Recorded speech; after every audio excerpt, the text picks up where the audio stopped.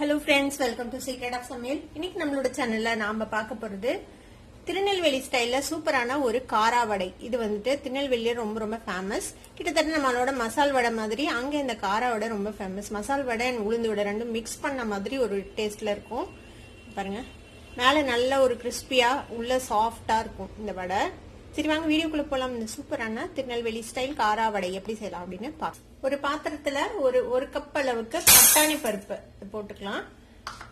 பட்டாணி பருப்புல செஞ்சீங்கன்னா இந்த வடை நல்லா இருக்கும். பட்டாணி பருப்பு ஒரு வேளை கிடைக்கல அப்படின்னா நீங்க அதுக்கு பதிலாக கடலை பருப்புல இந்த வடை ட்ரை பண்ணலாம். இது கூடவே ஒரு 1/4 கப் வந்துட்டு உளுத்தம் பருப்பு அதையும் சேர்த்திக்கலாம்.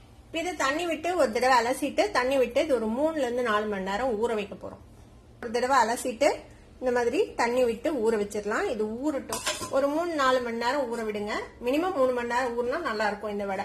ஊறட்டும், நம்ம ஊறினதுக்கு அப்புறம் பார்க்கலாம். நம்ம ஊற வச்ச பருப்பு உளுந்து ரெண்டுமே வந்துட்டு 4 மணி நேரம் நல்லா ஊறி இருக்கு. இப்ப இந்த தண்ணியை வடிச்சிட்டு நம்ம வந்துட்டு அதை அரைச்சுக்க போறோம். இப்ப இந்த பருப்புல இருந்து தண்ணியை வடிச்சு எடுத்துட்டு வந்துட்டேன். இதை வந்துட்டு மிக்சி ஜார்ல போட்டுக்கலாம். உங்களுக்கு வந்து பச்சை மிளகாய் நம்ம இதுல அப்படியே கட் பண்ணி போட வேண்டாம், குழந்தைங்களுக்கு வாயில வர வேண்டாம் அப்படின்னு நினைச்சீங்கன்னா நீங்க இதுலயே போட்டு கூட அரைச்சிக்கலாம். நான் இன்னைக்கு பச்சை மிளகாய் வெட்டி தான் சேர்த்து போறேன். இப்போ இந்த பருப்பை வந்துட்டு மிக்சி ஜார்ல சேர்த்திக்கலாம். இது வந்துட்டு மசால் வடைக்கு மாதிரி ரொம்ப ட்ரையா தண்ணியே இல்லாம அரைக்கணும் அப்படியெல்லாம் அவசியம் இல்லை. இதுல வந்து கொஞ்சம் தண்ணி தெளிச்சு தான் நம்ம அரைக்கப்போம். 2 தடவையா அரைச்சிக்கலாம். இது வந்துட்டு ஃபர்ஸ்ட் தண்ணி தெளிச்சு நம்ம அரைச்சிட்டு வந்துடலாம். நல்லா நைஸாவே அரைச்சிக்கணும். மசால் வடைக்கு மாதிரி குறைலாம் அரைக்க தேவையில்லை. இப்ப பாத்தீங்கன்னா தெரியும், பாருங்க இந்த மாதிரி அரைச்சுக்கணும். நம்ம மசால் வடைக்கு மாதிரி அரைக்காம கொஞ்சம் உளுந்து வடைக்கு மாதிரி கொஞ்சம் பொதுன்னு இந்த மாதிரி லைட்டா தண்ணி தெளிச்சு இந்த கன்சிஸ்டன்சில நம்ம அரைச்சுக்கணும். இப்ப இதை வந்துட்டு ஒரு மிக்சிங் பவுலுக்கு மாத்திக்கலாம். இந்த மாதிரி எல்லா பருப்பையும் அரைச்சு எடுத்தாச்சு. இந்த மாதிரி கொஞ்சம் பொதுன்னு ஆட்டி எடுத்து வச்சுக்கோங்க. இப்ப இதுல வந்துட்டு நான் 2 வெங்காயம், ஒரு 2-3 பச்சை மிளகாய ஃபைனா சாப் பண்ணி வச்சிருக்கிறேன். சாப்பர்ல போட்டு அதையும் சேர்த்திக்கலாம். கூட ஒரு கை நிறைய கருவேப்பிலை சேர்த்திக்கோங்க. இதுக்கு தேவையான அளவுக்கு உப்பு சேர்த்திக்கலாம்.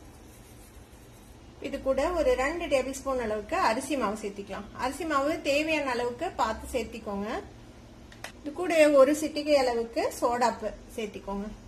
சோடா போட்டோம்னா மேல நல்லா கிறிஸ்பியாவும் உள்ள சாஃப்டாவும் உங்களுக்கு வடை கிடைக்கும். இதை நல்லா மிக்ஸ் பண்ணிடலாம். இப்ப இந்த மாதிரி நல்லா கலந்து வச்சாச்சு. இப்ப நம்ம இதை வந்துட்டு எண்ணெயில சுட்டு எடுக்கலாம். ஒரு வடைச்சட்டியில எண்ணெய் சுட வச்சிருக்கிறேன். நம்ம வடையை வந்துட்டு பொரிச்சு எடுத்துக்கலாம். இப்ப எண்ணெய் நல்லா சூடாயிருச்சு. எண்ணெய் சூடானதும் மீடியம் ஃபிளேம்ல வச்சுக்கோங்க. இந்த வடையை வந்துட்டு நம்ம வடை மாதிரி தட்டி போட முடியாது. இது வந்துட்டு நம்ம போண்டா மாதிரி தான் போட போறோம். இந்த மாதிரி ஒரு குட்டி குட்டி போண்டாவா இந்த எண்ணெயில போடுங்க.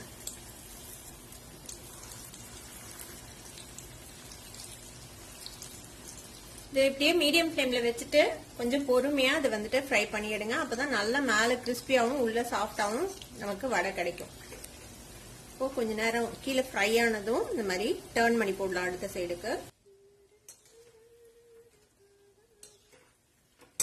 ஒரு 5 நிமிஷம் நம்ம நல்லா இந்த மாதிரி ஃப்ரை பண்ணிருக்கிறோம். இந்த வடைய ரெடி ஆயிடுச்சு பாருங்க. நல்லா கோல்டன் கலர்ல ஆயிடுச்சு. இதை நம்ம எடுத்துடலாம். எடுத்து இந்த மாதிரி ஒரு டிஷ்யூ பேப்பர்ல வச்சிடலாம்.